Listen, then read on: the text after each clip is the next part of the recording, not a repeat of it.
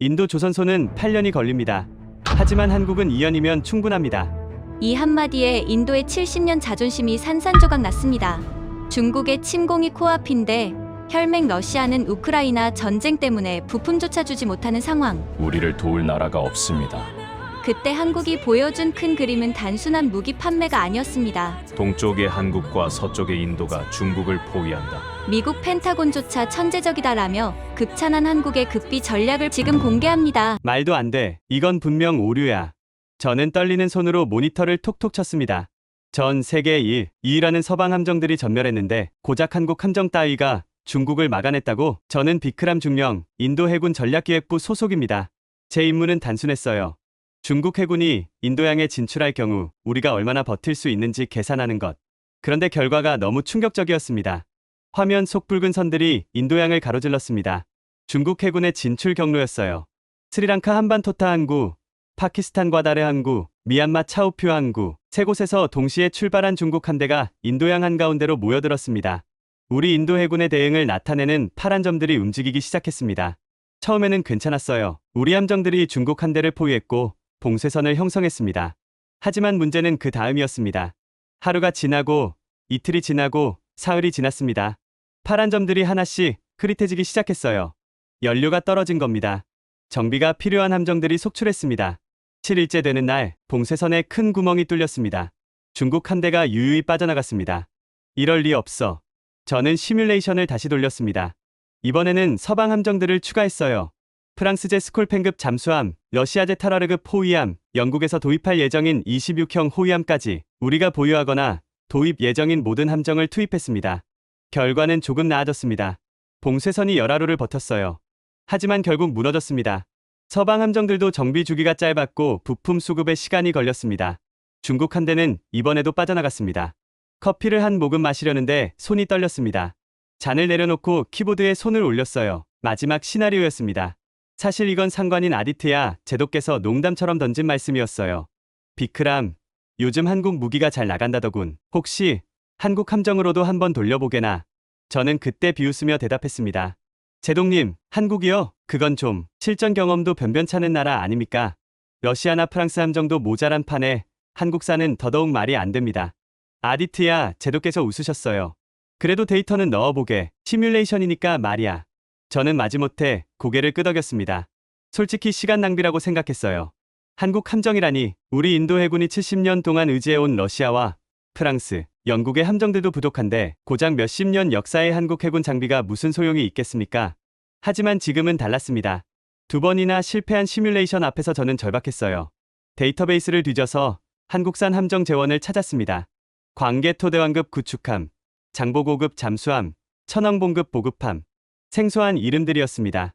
어차피 안 될 거야. 그냥 형식적으로 돌리는 거지. 저는 한숨을 쉬며 엔터키를 눌렀습니다. 시뮬레이션이 시작됐어요. 중국 함대가 또다시 인도양으로 진출했습니다. 인도 함정들이 대응했고 봉쇄선을 형성했습니다. 그리고 이번에는 초록색 아이콘들이 등장했습니다. 한국산 함정들이었어요. 금방 무너지겠지. 하지만 하루가 지났습니다. 파란 점들이 흐릿해지기 시작할 때쯤 초록 점들이 그 자리를 메웠습니다. 사흘이 지났습니다. 일부 함정들이 정비를 위해 후퇴했지만 다른 함정들이 즉시 투입됐습니다. 일주일이 지났습니다. 봉쇄선은 여전히 견고했습니다. 저는 앞으로 몸을 숙였습니다. 뭐야? 이 주일이 지났습니다. 중국 함대가 돌파를 시도했지만 실패했습니다. 3주가 지났습니다.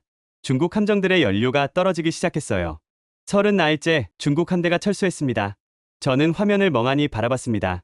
심장이 빠르게 뛰었어요. 이게 대체 무슨... 혹시 몰라서 시뮬레이션을 한 번 더 돌렸습니다. 결과는 똑같았어요. 한국산 함정이 투입되면 봉쇄선이 한 달 이상 유지됐고 중국은 결국 철수했습니다. 한국산 함정이 없으면 일주일을 못 버티고 무너졌습니다. 차이가 너무 명확했습니다.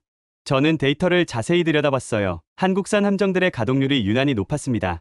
연간 280일 이상 작전 투입이 가능했어요. 러시아산은 180일, 유럽산은 220일 정도였습니다. 정비 소요 시간도 달랐습니다. 한국산은 평균 10나흘이면 정비가 끝났어요. 러시아산은 45일, 유럽산은 28일이 걸렸습니다. 거의 2배에서 3배 차이였습니다. 연료 효율은 더 놀라웠습니다. 한국산 함정들은 통합 전기 추진 시스템을 쓰고 있었어요. 같은 거리를 이동하는데 필요한 연료가 30%나 적었습니다. 장시간 작전이 가능하다는 뜻이었죠. 말도 안 돼. 한국이 이런 기술을. 저는 고개를 저었습니다. 인정하고 싶지 않았어요. 제가 그토록 무시했던 한국 함정이 러시아와 프랑스, 영국의 함정들을 모두 압도했다니. 이건 자존심의 문제가 아니었습니다. 이건 인도양의 미래가 걸린 문제였어요. 저는 서류를 정리하기 시작했습니다. 보고서를 써야 했어요. 하지만 손이 떨렸습니다. 이 결과를 장성들 앞에서 발표한다는 게 두려웠거든요. 아디트야 제독께서는 러시아 함정과 함께 잘하신 분입니다. 란지트 소장님은 국산 무기 개발을 평생 주장해 오셨어요. 카란 준장님은 서방 무기의 신봉자입니다. 그런 분들 앞에서 한국 함정이 답이라고 말해야 한다니. 창밖이 밝아오고 있었습니다. 출근 시간이 다가왔어요. 저는 심호흡을 하고 파일을 저장했습니다. 은 오전 9시였습니다. 복도를 걸어가는데 다리가 후들거렸습니다. 극비 브리핑실 문 앞에서 저는 잠시 멈췄어요. 문 너머에서 장성들의 목소리가 들렸습니다. 비크람 중령이 밤새 시뮬레이션을 돌렸다더군. 결과가 어떻게 나왔을까? 뭐 별거 있겠나. 우리 함대로 충분히 막을 수 있다는 결과겠지. 저는 손에 든 서류를 내려다봤습니다. 그들의 예상과는 정반대였어요. 우리 함대만으로는 턱없이 부족했고 서방 함정을 추가해도 모자랐습니다. 오직 한국 함정이 투입될 때만 인도양을 지킬 수 있었습니다. 문을 열었습니다. 장성 세 분이 저를 바라봤어요. 아디트야 제독님의 눈빛이 기대에 차 있었습니다. 란지트 소장님은 팔짱을 끼고 계셨고 카란 준장님은 커피를 마시고 계셨습니다. 자, 비크람, 결과를 들어보세. 저는 노트북을 연결했습니다. 첫 슬라이드가 스크린에 떴어요. 제목은 간단했습니다. 인도양 봉쇄 시나리오 분석 결과. 하지만 그 안에 담긴 내용은 이 방에 계신 모든 분들을 충격에 빠뜨릴 거였습니다. 그리고 어쩌면 인도 해군의 미래를 바꿀 거였습니다. 저는 첫 슬라이드를 넘겼습니다. 화면에 시뮬레이션 결과가 떴어요. 인도 함정만으로 대응했을 때 봉쇄선 유지 시간 7일. 란지트 소장님의 얼굴이 굳었습니다. 7일? 고작 일주일이라고? 예, 소장님. 연료와 정비 문제로. 말도 안 되는 소리. 우리 해군이 그렇게 약하단 말인가? 아디트야 제독께서 손을 들어 란지트 소장님을 제지하셨습니다. 일단 계속 들어보세. 저는 다음 슬라이드로 넘어갔습니다. 서방 함정을 추가 투입했을 때의 결과였어요. 러시아제 타라르급과 프랑스제 스콜펜급을 추가하면 열하루까지 연장됩니다. 하지만 카란 준장님이 끼어들었습니다. 열하루면 충분하지 않나? 그 사이 외교적으로 해결하면 되고. 준장님, 중국은 기다려주지 않습니다. 열하루면 그들은 인도양 중심부까지 진출할 수 있어요. 그리고 일단 자리를 잡으면 쫓아내기가 거의 불가능합니다. 브리핑실이 조용해졌습니다. 저는 심호흡을 하고 다음 슬라이드로 넘어갔어요. 한국산 함정을 투입했을 때의 결과였습니다. 화면에 숫자가 떴습니다. 봉쇄선 유지 시간 30나흘. 그리고 중국 함대 철수. 란지트 소장님이 벌떡 일어났습니다. 한국이라고? 비크람 중령, 지금 농담하는 건가? 아닙니다. 소장님, 우리가 70년 동안 의지해온 러시아 함정도 안 되고 프랑스 함정도 안 되는데 고작 한국 함정으로 된다고? 그게 말이 되나? 카란 준장님도 고개를 저으셨습니다. 중령, 한국 해군이 뭘 했다고? 실전 경험이나 있나? 우리 인도 해군은 파키스탄과 3번이나 전쟁을 치렀네. 한국은 뭘 했지? 저는 예상했던 반응이었습니다. 하지만 데이터는 거짓말하지 않았어요. 준장님, 실전 경험과 함정 성능은 별개입니다. 제가 시뮬레이션에 입력한 건 순수하게 함정의 작전 가동률, 정비 소요 시간, 연료 효율입니다. 저는 상세 데이터를 보여줬습니다. 한국산 구축함의 연간 가동률은 281입니다. 러시아산은 181, 유럽산은 221입니다. 아디트야 제독께서 앞으로 몸을 숙이셨습니다. 그 차이가 그렇게 큰가? 예, 제독님, 인도양 작전은 장기전입니다. 하루 이틀이 아니라 몇 주, 몇 달을 버텨야 해요. 가동률 차이가 결정적입니다. 저는 다음 데이터를 보여줬습니다. 정비 소요 시간입니다. 한국산은 평균 열나흘이면 정비가 끝나고 다시 작전에 투입됩니다. 러시아산은 45딜, 유럽산은 28밀입니다. 란지트 소장님이 비웃었습니다. 그건 신형 함정이니까 그런 거 아닌가? 우리 러시아 함정들은 이미 10년, 20년씩 쓴 거고. 아닙니다. 소장님, 저는 준비해 온 자료를 꺼냈습니다. 여기 폴란드 해군의 보고서가 있습니다. 폴란드는 최근 한국산 호위함을 도입했어요. 그리고 놀라운 평가를 내렸습니다. 정비가 쉽고 부품 수급이 빠르며 고장률이 극히 낮다고요. 카란 준장님이 팔짱을 끼셨습니다. 폴란드? 그게 우리와 무슨 상관인가? 폴란드는 발트해서 작전하지. 우리는 인도양이네. 그래서 더 중요합니다. 준장님, 저는 다음 슬라이드를 보여줬어요. 인도양은 발트해보다 훨씬 넓습니다. 작전 거리가 길고 기온이 높으며 습도도 높아요. 함정에 가해지는 부담이 훨씬 큽니다. 그런 환경에서 가동률이 높다는 건 결정적 장점입니다. 아디트야 제독께서 턱을 쓰다듬으셨습니다. 연료 효율은 어떤가? 제동님, 이게 가장 놀라운 부분입니다. 저는 비교 그래프를 띄웠습니다. 한국산 함정들은 통합전기 추진 시스템을 사용합니다. 같은 거리를 항해하는데 필요한 연료가 기존 함정보다 30% 적어요. 장거리 작전에서 이건 엄청난 이점입니다. 란지트 소장님이 코웃음을 쳤습니다. 그래, 좋아. 한국 함정이 우수하다고 치세. 그런데 우리가 왜 한국한테 손을 벌려야 하나? 우리도 함정을 만들 수 있네. 마자곤 독 조선소가 있지 않나? 저는 이 질문을 기다렸습니다. 다음 슬라이드로 넘어갔어요. 소장님, 그게 문제입니다. 우리 조선소가 구축함 한 척을 건조하는데 평균 몇 년이 걸리는지 아십니까? 글쎄, 5년, 8년 반입니다. 브리핑실이 조용해졌습니다. 우리 마자곤독 조선소는 구축함 한 척 건조에 평균 8.5년이 걸립니다. 고아 조선소는 프리기탑 4척을 계약했는데 3척이 5년째 지연 중입니다. 저는 비교 데이터를 보여줬습니다. 한국 현대중공업은 구축함 한 척을 2.3년에 건조합니다. 동시에 8척을 건조할 수 있고요. 카란 준장님이 반박했습니다. 그건 한국이 오래 해서 그런 거 아닌가.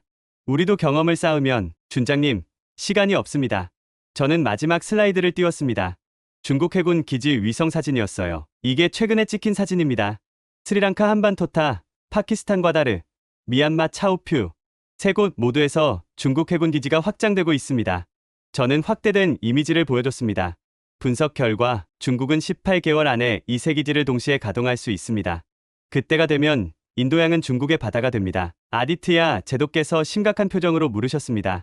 18개월이라. 그럼 우리에게 남은 시간은? 최대 1년 반입니다. 제동님, 그 안에 대응 전력을 갖춰야 해요. 우리 조선소로는 불가능합니다.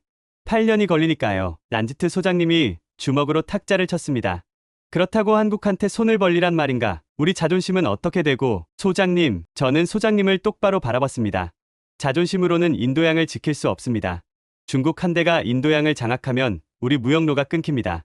석유도 못 들여오고 수출도 못합니다. 그때 가서 자존심이 무슨 소용입니까? 브리핑실이 조용해졌습니다. 란지트 소장님은 더 이상 반박하지 않으셨어요. 카란 준장님은 고개를 숙이셨고요. 아디트야 제도께서 긴 한숨을 쉬셨습니다. 중령, 다른 대안은 정말 없나? 유럽 함정을 주문할 수 있습니다. 하지만 납기가 5년에서 7년입니다. 그리고 비용이 한국산보다 거의 2배입니다. 러시아는, 저는 고개를 저었습니다. 제동님, 러시아는 지금 자국 해군 유지도 버겁습니다. 우크라이나 전쟁 때문에 조선소가 군함 건조를 전면 중단했어요. 우리한테 팔 함정이 없습니다. 아디트야 제도께서 창밖을 바라보셨습니다. 오랜 침묵이 흘렀어요. 중령, 자네 보고서 복사본을 내게 주게. 내가 검토해보겠네. 알겠습니다. 제동님, 저는 브리핑을 마치고 나왔습니다. 복도에 나오니 다리에 힘이 풀렸어요. 가장 어려운 순간이었습니다. 제가 평생 믿어온 것들, 러시아 함정의 우수성, 인도 조선소의 잠재력, 서방 무기의 절대성, 그 모든 게 한순간에 무너졌으니까요. 그리고 제가 그토록 무시했던 한국이 유일한 해답으로 떠올랐습니다. 사흘 후 저는 다시 브리핑실로 불려갔습니다. 이번에는 아디트야, 제동님 혼자 계셨어요. 앉게, 비크람, 제동님의 목소리가 무거웠습니다. 책상 위에 제 보고서가 놓여 있었고 곳곳에 빨간 펜으로 밑줄이 그어져 있었어요. 중령, 자네 보고서를 밤새 읽었네. 3번이나. 제동님, 그리고 우리 조선소에 직접 전화를 걸었지. 마자곤독, 고아, 콜라 조선소 소장들하고 다 통화했어. 제동님이 저를 바라보셨습니다. 자네 말이 맞더군. 우리 조선소는 엉망이야. 저는 아무 말도 할 수 없었습니다. 제동님이 서류를 넘기셨어요. 마자곤독 조선소 소장이 뭐라고 했는지 아나? 지금 건조 중인 구축함이 벌써 3년째 지연 중이래. 엔진 문제 때문에 엔진 하나 고치는데 3년이라니. 제동님, 기술 인력 부족 때문입니다. 우리 조선소 기술자들 평균 연령이 50이 넘어요. 젊은 인력이 안 들어옵니다. 왜 안 들어오나? 급여가 낮고 근무 환경이 열악하니까요. 똑똑한 젊은이들은 다 IT 회사로 갑니다. 조선소는 아무도 안 가려고 해요. 제동님이 한숨을 쉬셨습니다. 그럼 한국 조선소는 어떻게 그렇게 빠른가? 저는 준비해 온 자료를 꺼냈습니다. 제동님, 한국 조선소들은 첨단 자동화 시스템을 갖추고 있습니다. 용접 로봇, 자동 절단기, 컴퓨터 설계 시스템까지. 우리 조선소는 아직도 대부분 수작업입니다. 그게 그렇게 큰 차이를 만드나? 엄청난 차이입니다. 한국 현대중공업은 구축함 한 척을 만드는데 연인원 20만 명 시간이 듭니다. 우리는 60만 명 시간이 걸려요. 3배 차이입니다. 제동님이 눈을 감으셨습니다. 그럼 우리가 따라잡으려면 최소 10년입니다. 시설 현대화하고 인력 훈련하고 시스템 구축하려면요. 하지만 제동님, 말해보게. 18개월 안에 중국이 움직입니다. 10년을 기다릴 시간이 없어요. 제동님이 창밖을 바라보셨습니다. 뭄바이 항구가 보였어요. 우리 해군 함정들이 정박해 있었습니다. 비크람, 자네는 해군 사관학교를 나왔지? 예, 제동님. 그럼 기억할 거야. 우리가 뭘 배웠는지. 인도 해군은 자주국방의 상징이라고. 외세에 의존하지 않는다고. 기억합니다. 그런데 지금 자네는 나한테 한국 손을 빌리자고 하는 거네. 저는 고개를 숙였습니다. 제동님, 죄송합니다. 하지만 현실을 외면할 순 없습니다. 제동님이 한참을 침묵하셨어요. 그리고 서랍에서 사진 한 장을 꺼내셨습니다. 낡은 흑백 사진이었어요. 이게 뭔지 아나? 아닙니다. 1971년도에 찍힌 거야. 제3차 인도 파키스탄 전쟁 때 여기 이 항공모함 보이지? 사진 속에 거대한 항공모함이 있었습니다. 이게 바로 INS 비크란트야. 인도 최초의 항공모함이지. 그런데 이게 어디서 만들어졌는지 아나? 영국입니까? 맞아. 영국이 만든 걸 우리가 샀지. 그때 우리한텐 선택권이 없었어. 만들 능력이 없었으니까. 제동님이 사진을 쓰다듬으셨습니다. 그리고 50년이 지났네. 우리는 이제 항공모함도 만들어. 최근에 진수한 새 비크란트는 순수 국산이야. 50년 만에 우리가 여기까지 온 거지. 예, 제동님, 자랑스러운 일입니다. 그런데 말이야, 제동님이 저를 바라보셨어요. 그 새 비크란트가 설계 시작한 게 2004년이네. 진수가 최근이고 거의 20년 걸렸어. 20년이야, 비크람.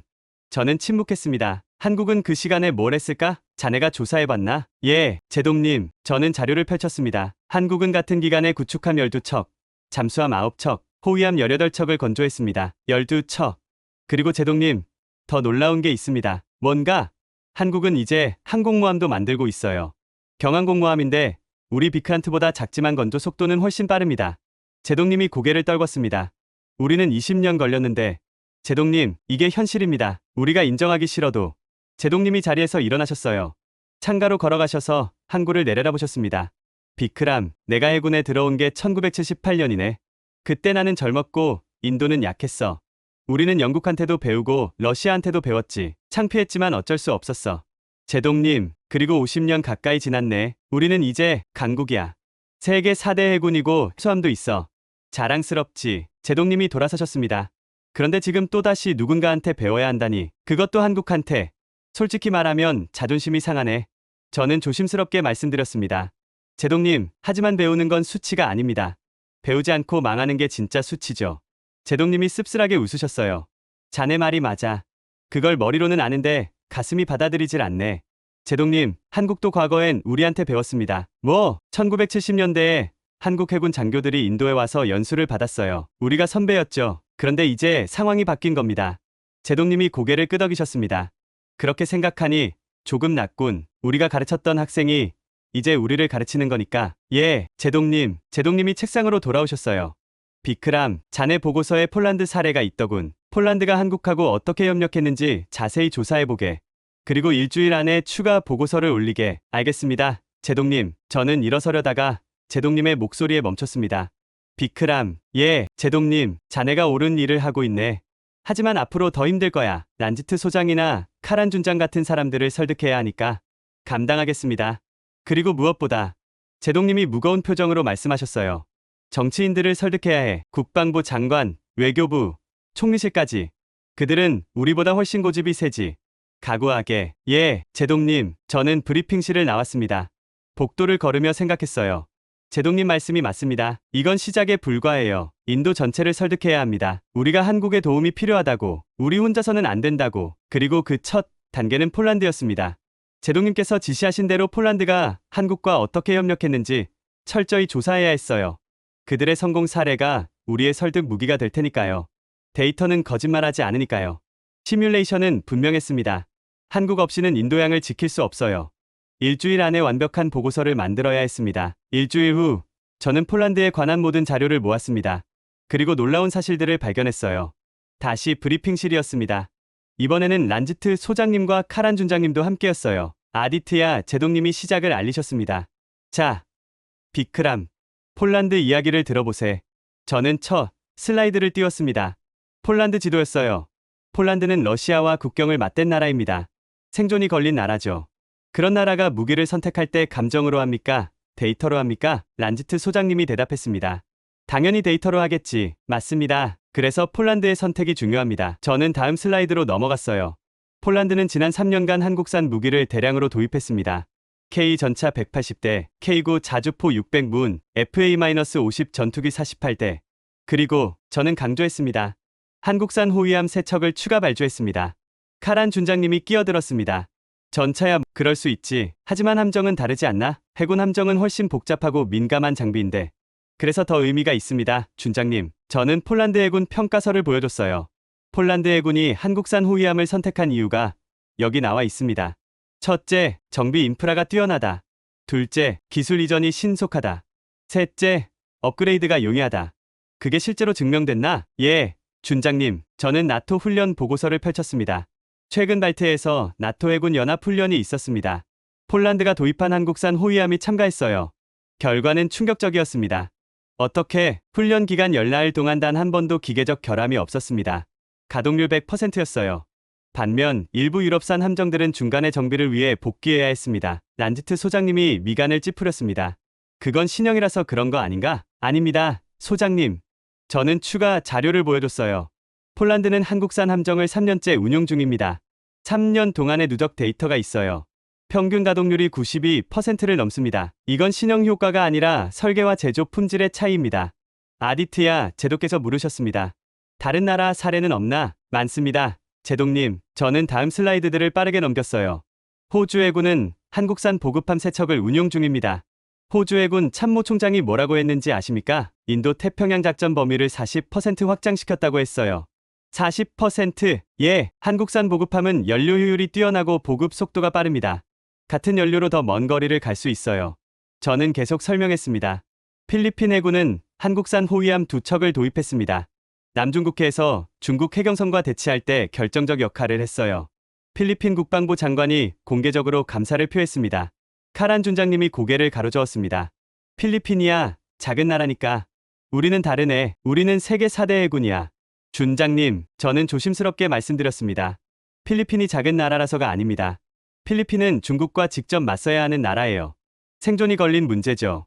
그래서 가장 효과적인 무기를 선택한 겁니다. 저는 다음 사례로 넘어갔어요. 인도네시아는 어떻습니까? 인도네시아 해군은 장보고급 잠수함 3척을 운용 중입니다. 남중국해 수중 감시망 구축의 핵심이에요. 란지트 소장님이 물었습니다. 그 잠수함들 성능이 그렇게 좋나? 인도네시아 해군이 직접 밝힌 내용입니다. 중국 잠수함을 추적하는 데 성공했다고요. 조용하고 빠르며 탐지가 어렵답니다. 저는 결정적인 자료를 꺼냈습니다. 그리고 제독님, 가장 중요한 사례가 있습니다. 뭔가? 태국입니다. 저는 태국 해군 자료를 보여줬어요. 태국은 한국산 잠수함을 도입한 후 해양 주권 선언을 했습니다. 타이만 전체에 대한 통제권을 주장했어요. 그 전에는 엄두도 못 냈던 일입니다. 잠수함 몇 척으로? 예, 제독님, 잠수함은 숫자가 아니라 능력입니다. 태국은 한국산 잠수함으로 수중 감시 능력을 확보했고, 그게 자신감이 된 겁니다. 브리핑실이 조용해졌습니다. 저는 마지막 슬라이드로 넘어갔어요. 이 모든 나라들의 공통점이 뭔지 아십니까? 아무도 대답하지 않았습니다. 이들은 모두 중국의 위협을 직접 받는 나라들입니다. 폴란드는 러시아, 필리핀과 인도네시아와 태국은 중국, 생존이 걸린 나라들이에요. 그런 나라들이 한국을 선택했습니다. 저는 그들을 바라봤어요. 왜 그럴까요? 한국 무기가 싸서? 아닙니다. 유럽 무기보다 비쌀 때도 있어요. 기술이 최첨단이라서? 그것도 아닙니다. 미국 무기가 더 앞섭니다. 그럼 왜지? 실전에서 작동하기 때문입니다. 저는 단호하게 말했습니다. 한국 무기는 고장이 적고 정비가 쉽고 업그레이드가 빠릅니다. 전쟁이 터지면 이게 가장 중요해요. 아무리 좋은 무기도 고장 나면 고철이니까요. 란지트 소장님이 조용히 물었습니다. 그래서 우리도 한국 손을 빌리자는 건가? 소장님, 손을 빌리는 게 아닙니다. 저는 다음 슬라이드를 띄웠어요. 폴란드 모델이었습니다. 폴란드를 보십시오. 폴란드는 한국한테 손을 빌린 게 아니에요. 파트너가 된 겁니다. 파트너, 예, 폴란드는 한국 전차를 도입하면서 기술 이전을 받았습니다. 폴란드 내에 생산 라인을 만들었어요. 그리고 폴란드형 K를 개발 중입니다. 카란 준장님이 앞으로 몸을 숙였습니다. 그게 가능한가? 이미 진행 중입니다. 폴란드는 단순히 한국 무기를 사는 게 아니에요. 한국 기술을 배워서 자기 것으로 만들고 있습니다. 저는 핵심을 말했습니다. 그리고 최종 목표는 공동 수출입니다. 폴란드와 한국이 함께 개발한 무기를 유럽 시장에 파는 거예요. 한국은 시장을 얻고 폴란드는 기술과 이익을 얻습니다. 아디트야, 제독께서 눈을 빛내셨습니다. 그럼 우리도, 예, 제독님, 우리도 똑같이 할 수 있습니다. 저는 준비한 제안서를 꺼냈어요. 한국산 함정을 긴급 도입하고 동시에 기술 이전을 받습니다. 우리 조선소를 현대화하고 인도형 함정을 공동 개발합니다. 그리고 나중에는 동남아 시장에 공동 진출하는 겁니다. 란지트 소장님이 처음으로 관심을 보이셨습니다. 그럼 우리 조선소가 살아나는 건가? 그렇습니다. 소장님, 오히려 더 강해집니다. 한국 기술을 배우니까요. 하지만 시간이 폴란드가 증명했습니다. 2년 안에 가능해요. 폴란드는 한국과 계약한 지 2년 만에 자체 생산 라인을 가동했습니다. 카란 준장님이 회의적으로 물었습니다. 한국이 우리한테 그렇게까지 해줄까? 기술을 다 넘겨주고? 준장님, 한국 입장에서도 이득입니다. 저는 설명했어요. 한국은 인도양이 안정되어야 해요. 원유 수입의 78%가 중동에서 오니까요. 인도양이 막히면 한국 경제가 마비됩니다. 그래서 한국은 우리가 강해지길 원해요. 그렇게까지. 또 하나, 한국은 시장이 필요합니다. 중국 조선업의 저가 공세 때문에 한국도 힘들어요. 인도는 거대한 시장입니다. 한국이 포기할 리 없어요. 아디트야 제도께서 고개를 끄덕이셨습니다. 일리가 있군. 서로에게 이익이 되는 구조네. 정확합니다. 제동님, 이건 일방적 의존이 아니라 상호협력입니다. 저는 마지막 슬라이드를 띄웠어요. 제동님, 폴란드 국방장관이 한 말입니다. 한국과의 협력은 우리를 약하게 만들지 않았다. 오히려 더 강하게 만들었다. 브리핑실에 침묵이 흘렀습니다. 하지만 이번엔 다른 침묵이었어요. 거부의 침묵이 아니라 고민의 침묵이었습니다. 브리핑이 끝나고 모두 나갔습니다. 하지만 아디트야, 제동님이 저를 붙잡으셨어요. 비크람, 잠깐만 남게. 저는 다시 앉았습니다. 제동님은 창가로 걸어가셨어요. 자네 말을 듣다 보니 옛날 생각이 나더군. 옛날 말입니까? 내가 해군사관학교 생도였을 때 말이야. 1978년이었지. 제동님이 먼 곳을 바라보셨습니다. 그때 나는 러시아 함정에 처음 탔네. 크리바그 호위함이었어. 얼마나 감격했는지 몰라. 소련이 우리를 도와준다는 게 졌거든. 제동님, 그 후로 나는 쭉 러시아 함정과 함께했어. 타러르급에서 함장이 됐고 킬로급 잠수함도 탔지. 러시아는 우리의 오랜 친구였네. 제동님이 돌아서서 저를 바라보셨어요. 그런데 지금 자네는 나한테 러시아를 버리고 한국을 선택하라고 하는 거 아닌가? 저는 조심스럽게 대답했습니다. 제동님, 버리는 게 아닙니다. 러시아는 여전히 중요한 파트너예요. 하지만 지금 러시아는 우리를 도울 여력이 없습니다. 저는 자료를 꺼냈어요. 제동님, 최근에 있었던 일을 기억하십니까? INS 탈활의 엔진 고장 사건. 제동님의 얼굴이 굳었습니다. 기억하고 말고 6달이나 걸렸지. 러시아 부품 도착까지 6개월이 걸렸습니다. 그동안 우리 호위함 한 척이 묶여 있었어요. 저는 다른 사례를 들었습니다. 올해는 킬로급 잠수함 배터리 교체 문제가 있었죠.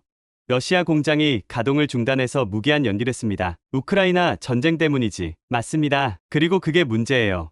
저는 최신 정보를 보여드렸습니다. 제동님, 러시아 조선소들이 군함 건조를 전면 중단했습니다. 모든 역량을 자국 해군 유지에 쏟고 있어요. 우리한테 팔 함정이 없습니다. 제동님이 한숨을 쉬셨습니다. 러시아도 힘들구만. 그렇습니다. 러시아는 이제 우리를 도울 수 없어요. 도와주고 싶어도 능력이 안 됩니다. 제동님이 의자에 앉으셨어요. 갑자기 늙어 보이셨습니다. 그럼 유럽은? 프랑스, 영국, 이탈리아 말일세. 저는 유럽 조선소 자료를 펼쳤습니다. 가능합니다. 하지만 문제가 있어요. 뭔가? 첫째, 납기입니다. 프랑스 조선소는 지금 주문하면 5년에서 7년 걸립니다. 그렇게 오래? 유럽 조선소들도 주문이 밀려 있어요. 그리스, 이집트, 사우디아라비아. 줄을 서 있습니다. 저는 비용 비교표를 보여드렸어요. 둘째, 비용입니다. 유럽산 함정은 한국산보다 평균 1.8배 비쌉니다. 그 정도나? 예. 같은 성능의 구축함을 기준으로 했을 때 그렇습니다. 그래도 기술은 확실하지 않나? 맞습니다. 하지만 셋째 문제가 있어요. 기술 이전입니다. 저는 유럽 계약서 샘플을 보여드렸어요. 유럽은 핵심 기술을 블랙박스 처리합니다. 우리가 건드릴 수 없어요. 고장나면 유럽 본사 기술자를 불러야 합니다. 그게 얼마나 걸리나? 최소 2개월에서 석 달입니다. 부품 배송, 기술자 파견, 작업 시간까지 다 포함하면요. 제동님이 눈을 감으셨습니다. 그럼 전시회는 어떻게 되나? 전쟁 중에 석 달씩 기다릴 순 없지 않나. 그게 문제입니다. 제동님, 유럽 함정은 평시엔 괜찮아요. 하지만 전시엔 유지가 어렵습니다. 저는 핵심을 찔렀습니다. 반면 한국은 완전한 기술 이전을 약속합니다. 모든 도면, 모든 기술, 모든 정비 매뉴얼, 우리 손으로 직접 고칠 수 있어요. 제동님이 오랫동안 침묵하셨습니다. 창밖 하늘이 어두워지고 있었어요. 비크람, 예, 제동님, 내가 처음 해군에 들어왔을 때 말이야. 1971년이었네. 제3차 인도 파키스탄 전쟁 때군요. 맞아. 그때 나는 12살짜리 꼬마였지. 하지만 또렷이 기억해. 제동님이 저를 바라보셨어요. 미국 7함대가 벵골만으로 오고 있었어. 우리를 위협하기 위해서. 온 나라가 공포에 떨었지. 그때 소련이, 그래, 소련 함대가 왔어. 잠수함 부대가 미국 항모를 추적했지. 덕분에 우리는 전쟁을 끝낼 수 있었네. 제동님의 목소리가 떨렸습니다. 그래서 인도는 소련을, 그리고 러시아를 잊지 못하는 거야. 그들이 우리를 구해줬거든. 저는 조용히 들었습니다. 그런데 비크람, 제동님이 씁쓸하게 웃으셨어요. 그게 50년도 더 된 일이네. 세상이 바뀌었어. 소련은 무너졌고 러시아는 약해졌지. 미국은 더 이상 우리 적이 아니고. 제동님, 하지만 중국은 새로운 위협이야. 그리고 러시아는 이젠 우리를 도울 수 없어. 제동님이 창밖을 바라보셨습니다. 1971년의 소련이 지금은 한국인가 보군. 도움을 줄 능력과 의지를 모두 가진 나라. 그리고 우리와 이해관계가 맞는 나라. 저는 감히 말씀드렸습니다. 제동님, 과거에 집착하면 미래를 놓칩니다. 자네 말이 맞아. 제동님이 고개를 끄덕이셨어요. 하지만 쉽지 않네. 70년 우정을 접는다는 게 접는 게 아닙니다. 다변화하는 겁니다. 저는 설명했어요. 러시아는 여전히 우리 파트너입니다. 핵기술, 우주협력, 에너지 분야에서요. 하지만 해군 장비만큼은 한국과 협력하는 겁니다. 계란을 한 바구니에 담지 말라는 거죠. 제동님이 긴 한숨을 쉬셨습니다. 일리가 있군. 그래, 우린 너무 러시아에만 의존했어. 그리고 제동님, 저는 마지막 카드를 꺼냈습니다. 미국도 이제 우리를 다르게 봅니다. 무슨 뜻인가? 미국은 중국을 견제하기 위해 인도가 필요해요. 그래서 우리가 강해지길 바랍니다. 그런데 우리가 한국과 협력한다? 미국 입장에선 완벽한 시나리오예요. 제동님이 눈을 빛냈습니다. 한국은 미국 독이니까. 정확합니다. 인도와 한국이 협력하면 미국은 별다른 노력 없이 인도양 안보를 확보합니다. 중국을 동쪽과 서쪽에서 동시에 견제할 수 있고요. 그럼 미국이 우리 협력을 지지하겠군. 이미 지지하고 있습니다. 저는 극비 문서를 보여드렸어요. 미국 국방부가 우리 무관부에 비공식 문의를 했습니다. 인도가 한국과 해군 협력을 고려 중이냐고요. 우리 무관이 가능성을 언급하자 미국이 적극 환영한다고 했습니다. 제동님이 서류를 읽으셨어요. 이거 진짜로 미국이 밀어주는 건가? 예, 제동님, 미국 입장에선 일석이조거든요. 인도는 강해지고 한국 무기 산업도 살고 중국은 견제되고. 제동님이 의자에 깊이 기댔습니다. 생각해보니 우리가 선택의 기로에 있군. 과거를 붙잡고 천천히 무너질 것인가? 아니면 미래를 택하고 빠르게 강해질 것인가? 제동님, 저는 후자를 택하고 싶습니다.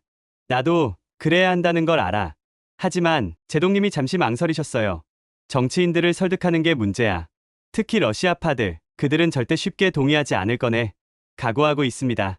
비크람, 자네 이 일로 승진할 수도 있고 좌천될 수도 있네. 감수하겠습니다. 제동님이 처음으로 미소를 지으셨어요. 패기가 있군. 좋아, 내가 국방부 라인을 열어보지. 자넨 상세한 제안서를 준비하게. 감사합니다. 제동님, 감사는 일러. 이제부터가 진짜 싸움이야. 저는 브리핑실을 나왔습니다. 복도 창문으로 뭄바이 밤바다가 보였어요. 저 바다 너머 인도양에서 중국이 움직이고 있었습니다. 우리에게 남은 시간은 18개월.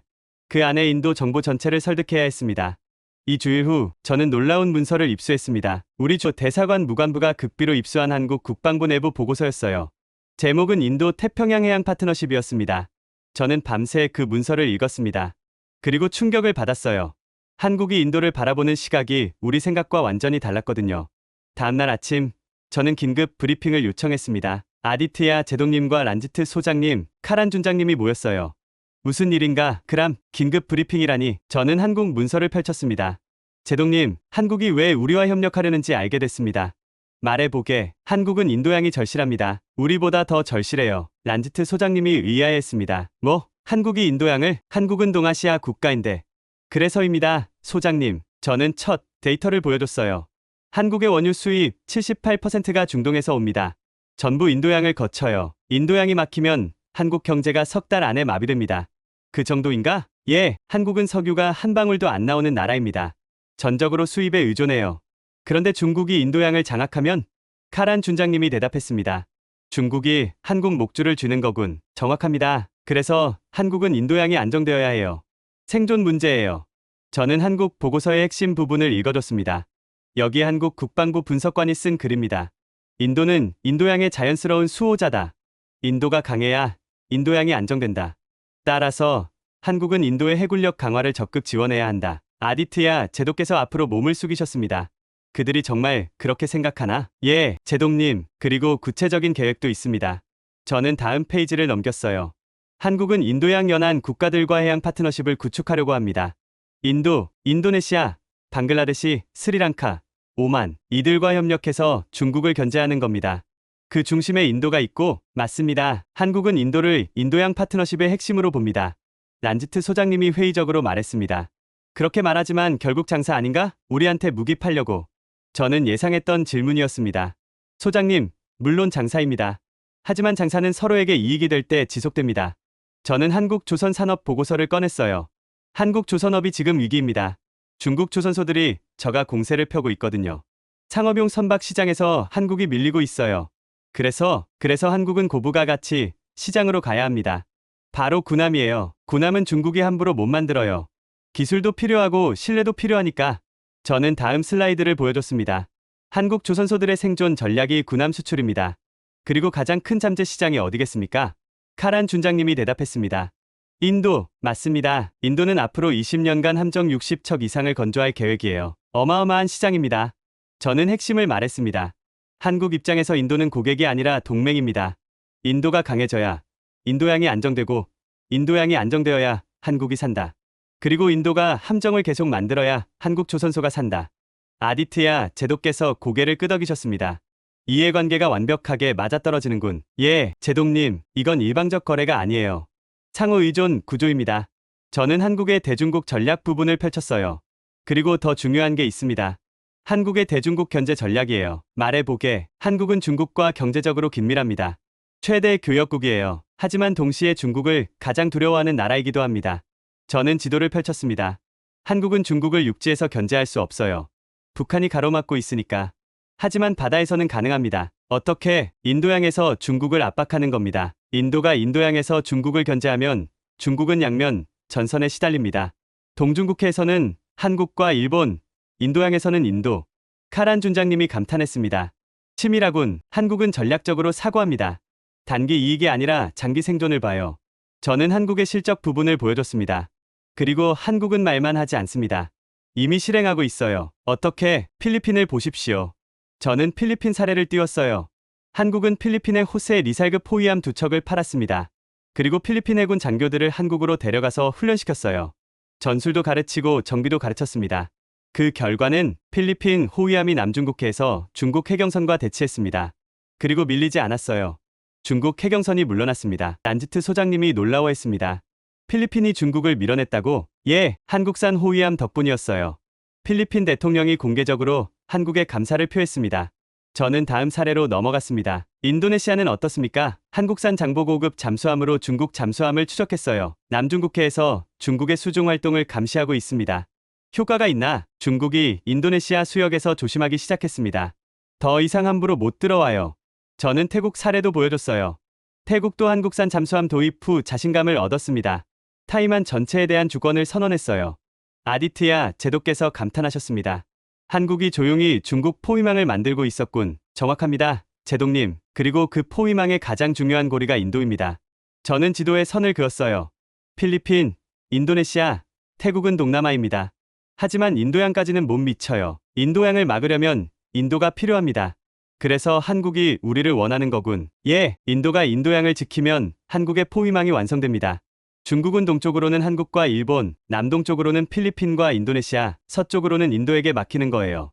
카란 준장님이 물었습니다. 그럼 미국은? 미국도 이걸 아나? 당연히 압니다. 그리고 적극 지지해요. 저는 미국 전략 문서를 꺼냈습니다. 미국은 인도 태평양 전략을 추진 중입니다. 중국을 견제하는 게 핵심이에요. 그런데 미국이 직접 나서면 중국과 정면 충돌입니다. 그래서 우리를 쓰겠다는 건가? 쓴다기보다는 지원한다고 봐야죠. 미국은 인도와 한국이 협력하길 바랍니다. 그러면 미국은 별다른 노력 없이 중국을 견제할 수 있으니까요. 저는 핵심을 정리했습니다. 정리하면 이렇습니다.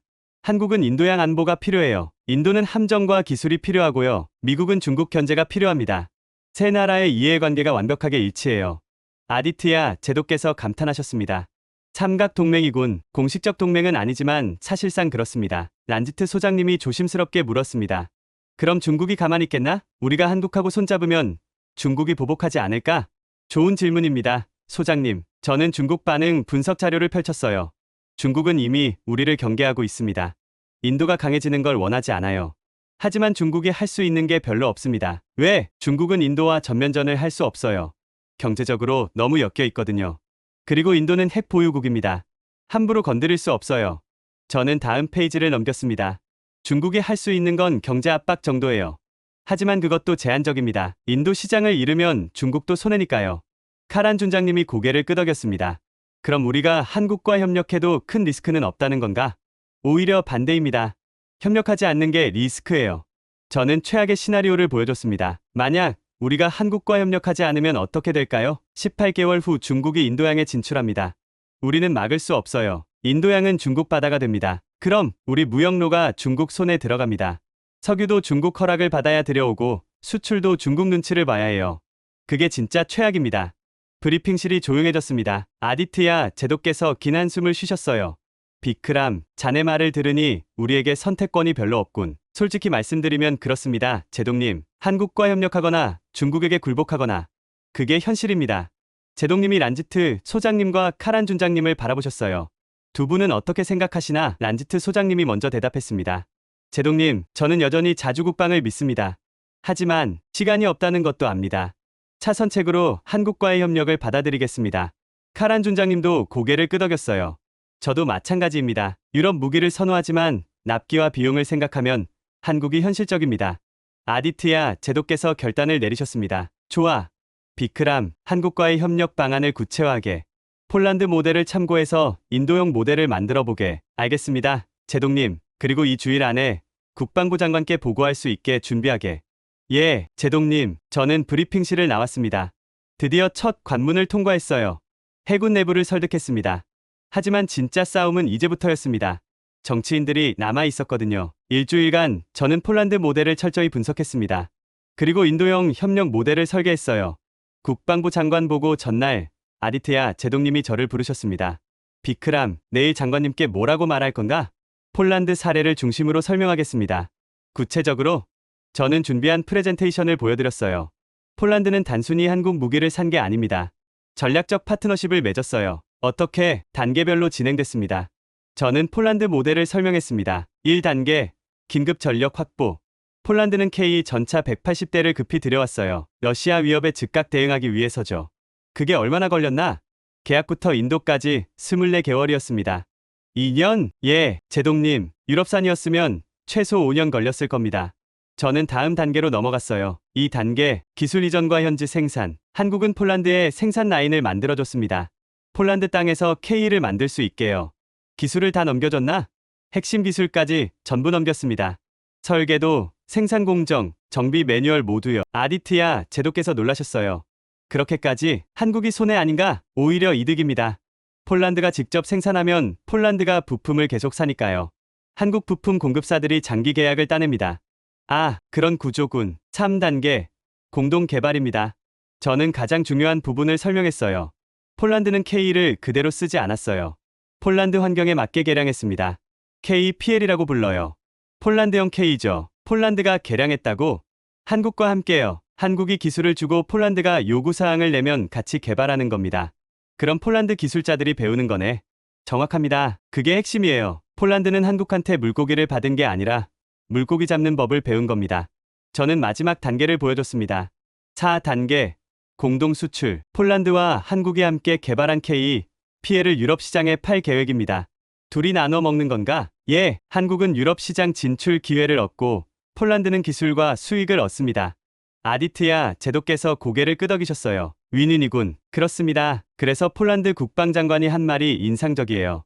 저는 인용문을 읽어드렸습니다. 한국과의 협력은 우리를 약하게 만들지 않았다. 오히려 더 강하게 만들었다. 우리는 이제 스스로 전차를 만들 수 있고 개량할 수 있으며 수출까지 할 수 있다. 폴란드가 자립한 거네. 정확합니다. 그게 우리가 원하는 겁니다. 저는 인도형 모델을 펼쳤어요. 우리도 똑같이 하면 됩니다. 구체적으로 말해보게. 1단계, 전력. 한국산 구축함 4척을 24개월 안에 들여옵니다. 4척으로 충분한가? 중국 초기 진출을 막기엔 충분합니다. 그리고 계속 추가하면 돼요. 2단계는 인도 조선소 현대화입니다. 한국 기술진이 와서 우리 조선소를 업그레이드해줍니다. 저는 구체적인 계획을 보여줬어요. 마자곤독, 고아, 콜라 조선소에 한국 기술진 200명을 파견합니다. 3년간 우리 기술자들을 교육해요. 우리 기술자들도 한국에 가나? 예, 우리 엔지니어 500명을 한국으로 보냅니다. 2년간 연수를 받고요. 그럼 우리 조선소가 한국 수준이 되는 건가? 완전히 같아지진 않아도 크게 개선됩니다.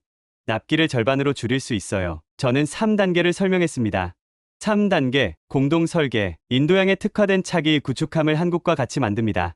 인도양 특화, 고온, 고습, 장거리 작전에 최적화된 설계요. 한국 기술의 인도 요구사항을 반영하는 겁니다. 그럼 우리 함정이 되는 거네. 정확합니다. 설계부터 우리가 참여하니까요. 저는 마지막 단계를 보여줬어요.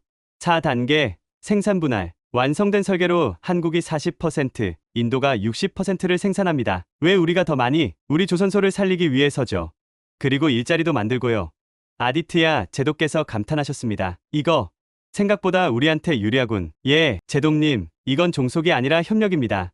저는 핵심을 강조했어요. 폴란드 모델의 본질은 자립입니다.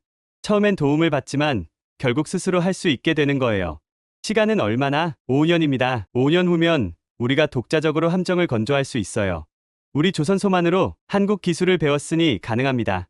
저는 비교 자료를 보여드렸어요. 만약 우리 혼자 한다면 10년에서 15년 걸립니다. 하지만 한국과 협력하면 5년이면 돼요. 시간을 절반으로 줄이는 겁니다. 아디트야 제독께서 고개를 끄덕이셨어요. 그리고 그 5년 동안 우리는 한국산 함정으로 인도양을 지키고, 맞습니다. 5년 후면 우리 조선소가 완전히 달라져 있을 겁니다. 비용은 저는 예산안을 펼쳤습니다. 총 42억 달러입니다. 함정 구매, 기술 이전, 조선소 현대화 모두 포함이에요. 42억. 유럽산으로 하면 70억 달러입니다. 거의 절반이에요. 그리고 납기는 유럽은 7년, 한국은 3년입니다. 아디트야 제독께서 계산기를 두드리셨어요.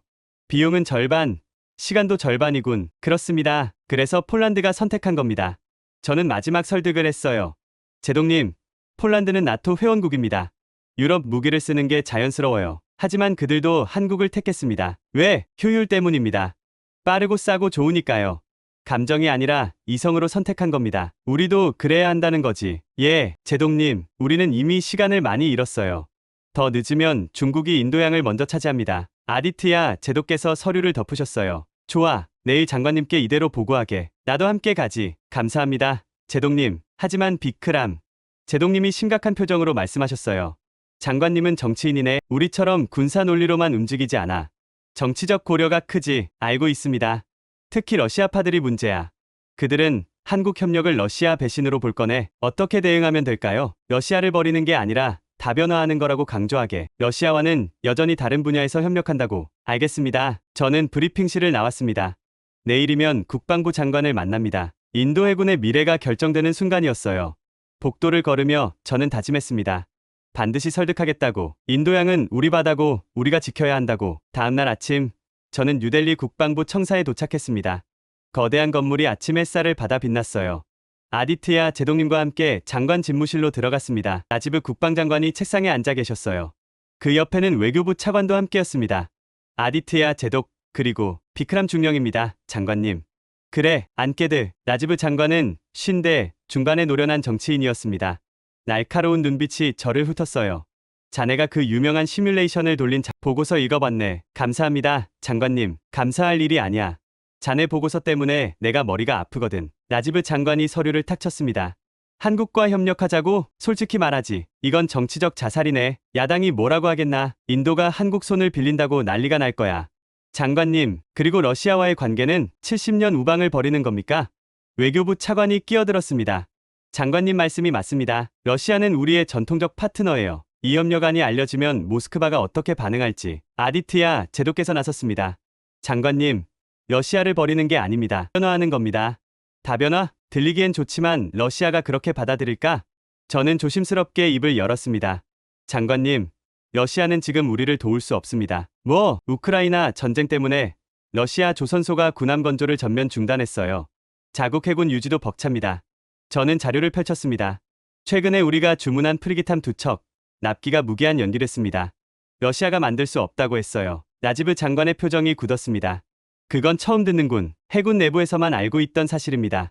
러시아 체면 때문에 공개하지 않았어요. 외교부 차관이 물었습니다.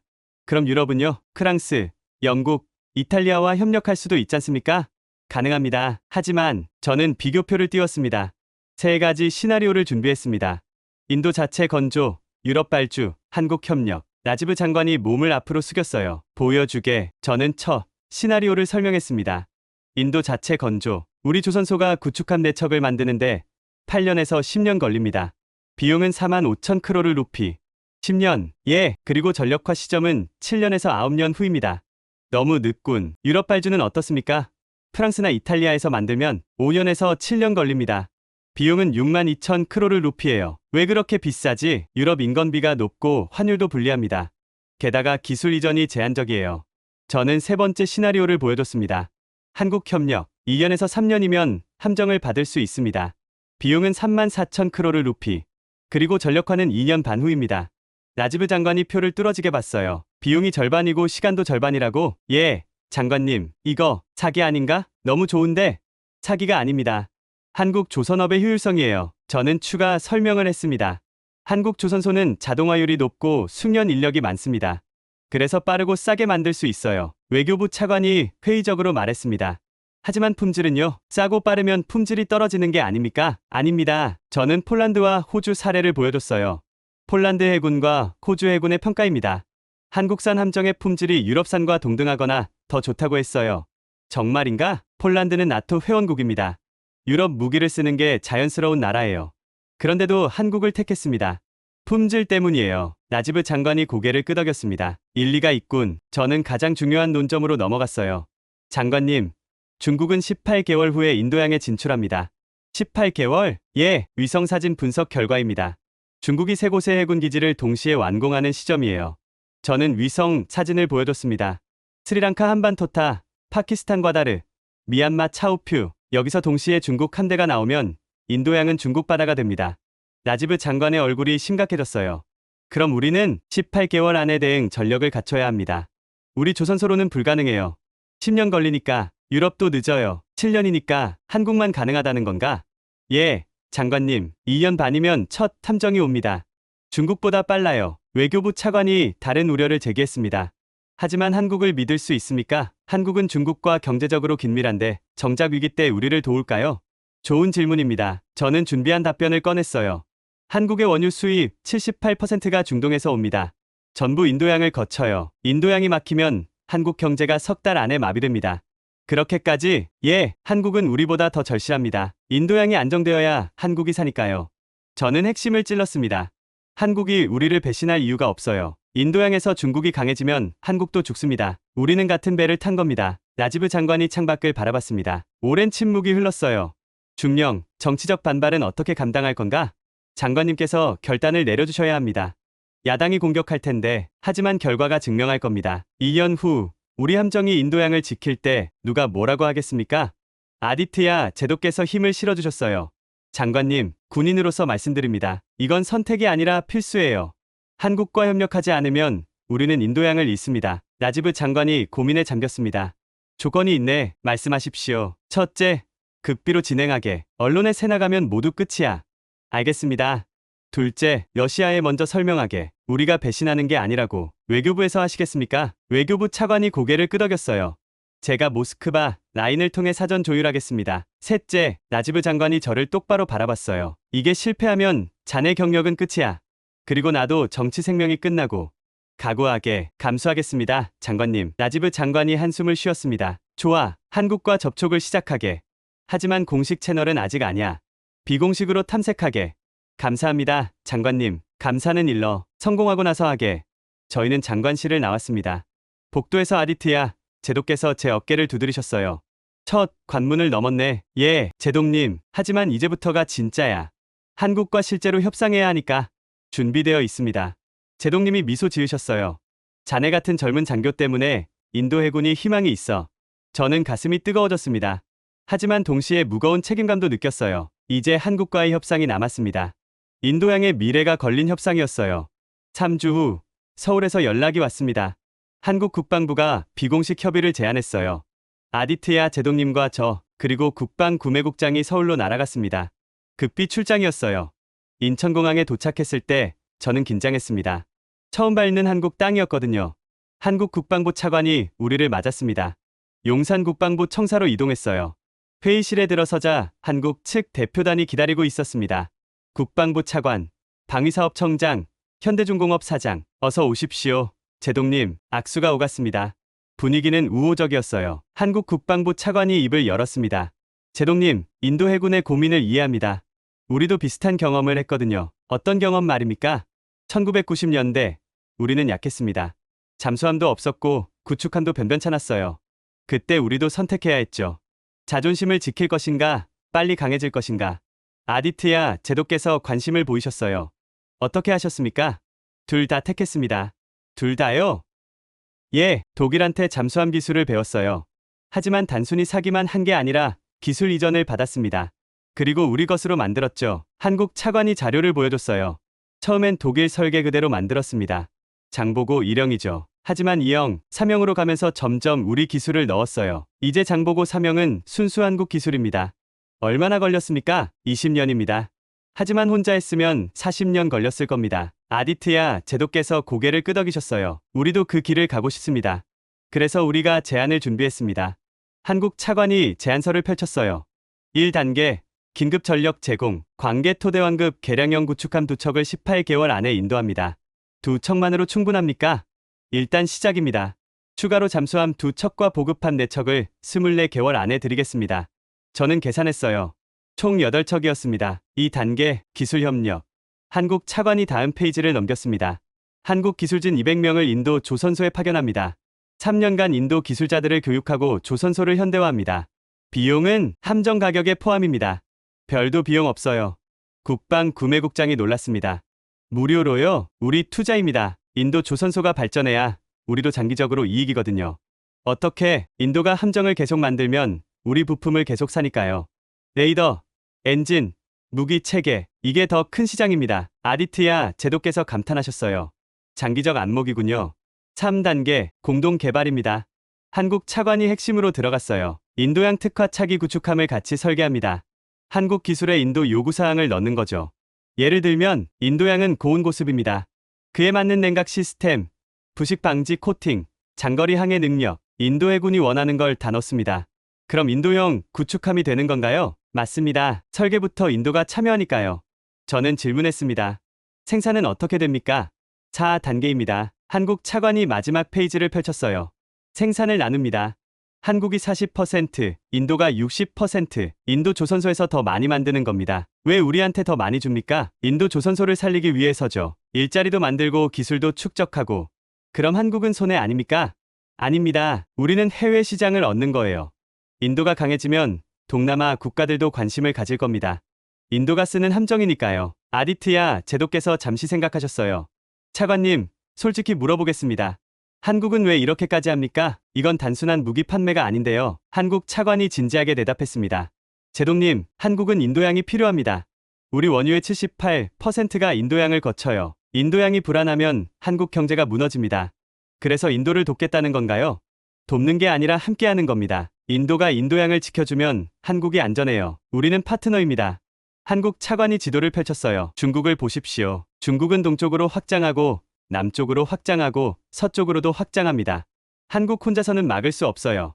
그래서 인도가 필요하다? 예, 인도가 서쪽에서 중국을 견제하면 한국이 동쪽에서 견제할 수 있습니다.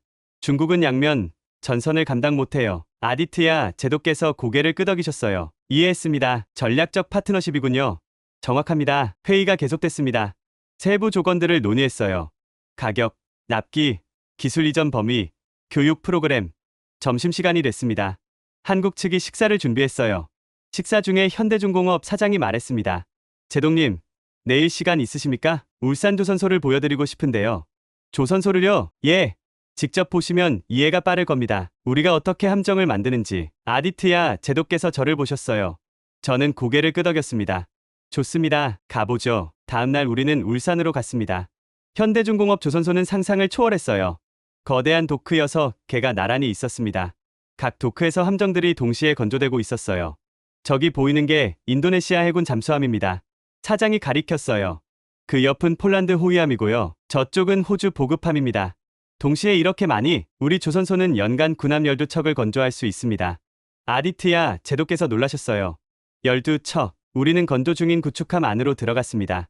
최첨단 시설이었어요. 여기가 전투정보실입니다. 인도 해군 요구사항대로 만들 수 있어요. 정말입니까? 예, 인도가 원하는 레이더, 원하는 무기 체계, 원하는 통신 장비. 다 넣을 수 있습니다. 저는 감탄했습니다. 이 정도 시설이면 정말 2년 안에 함정을 만들 수 있겠더라고요. 저녁에 호텔로 돌아왔습니다. 아디트야 제동님이 저를 방으로 부르셨어요. 비크람, 어떻게 생각하나? 인상적이었습니다. 제동님, 나도 그래. 제동님이 창밖을 바라보셨어요. 솔직히 말하지, 나는 처음에 회의적이었네. 한국이 뭘 할 수 있겠나 싶었어. 저도 그랬습니다. 하지만 오늘 조선소를 보니 확신이 들더군. 이 사람들은 진짜야. 할 수 있어. 제동님이 돌아서셨어요. 비크람, 내가 해군에 들어온 게 1978년이네. 거의 50년이야. 오랜 세월이십니다. 그동안 나는 늘 러시아를 믿었어. 소련 시절부터 러시아까지.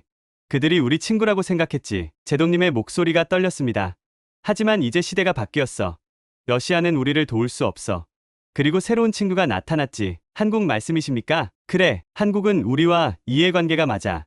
그리고 능력도 있고 무엇보다 진심이더군. 저도 느꼈습니다. 비크람, 이건 단순한 무기 거래가 아니야. 이건 새로운 동맹의 시작이네. 제동님이 결단을 내리셨어요. 돌아가면 라지브 장관께 보고하겠네. 한국과 협력하자고. 전폭적으로 추진하자고. 감사합니다. 제동님, 감사는 일러. 아직 갈 길이 멀어. 하지만 저는 알았습니다.